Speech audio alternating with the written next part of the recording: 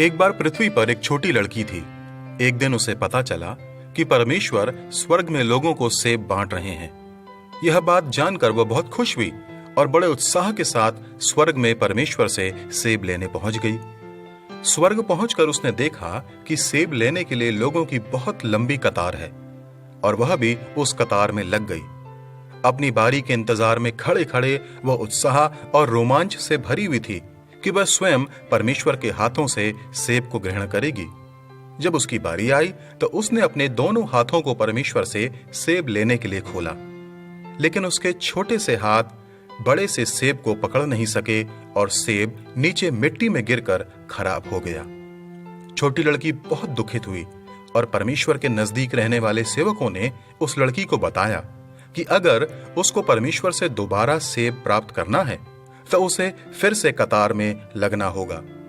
इतना लंबा इंतजार करने के बाद वो लड़की पृथ्वी पर खाली हाथ नहीं लौटना चाहती थी, इसलिए उसने फिर से कतार में लगकर इंतजार करने का निर्णय किया और इस बार कतार पहले से लंबी थी। कतार में खड़े खड़े वह दुखित हो रही थी कि मैं ही क्यों उस सेब को पकड़ नहीं सकी, जबकि दूसरे लोगों ने सेब को प्राप्त कर लिया।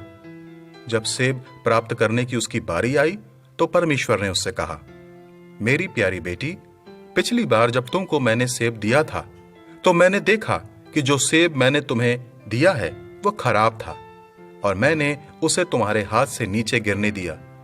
खराब सेब देकर मुझे बुरा लगा और मैं तुम्हें सबसे बढ़िया सेब देना चाहता हूं।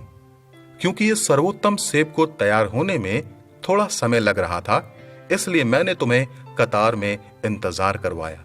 यह लो तुम्हारे लिए सबसे बढ़िया वाला सेब। दोस्तों, बहुत सी बार हम अपनी संपूर्ण कोशिश और समर्पण लगा देते हैं, लेकिन फिर भी प्राप्ति में देरी हो जाती है या चीजें गड़बड़ा जाती हैं। क्या आपने कभी सोचा है कि ऐसा क्यों होता है? दोस्तों, ऐसा इसलिए होता है क्योंकि परमेश्वर हमें सर्वोत्तम देना चाहता है। इसलिए हमें उनकी योजनाओं को स्वीकार करके उनके समय को स्वीकार करना चाहिए।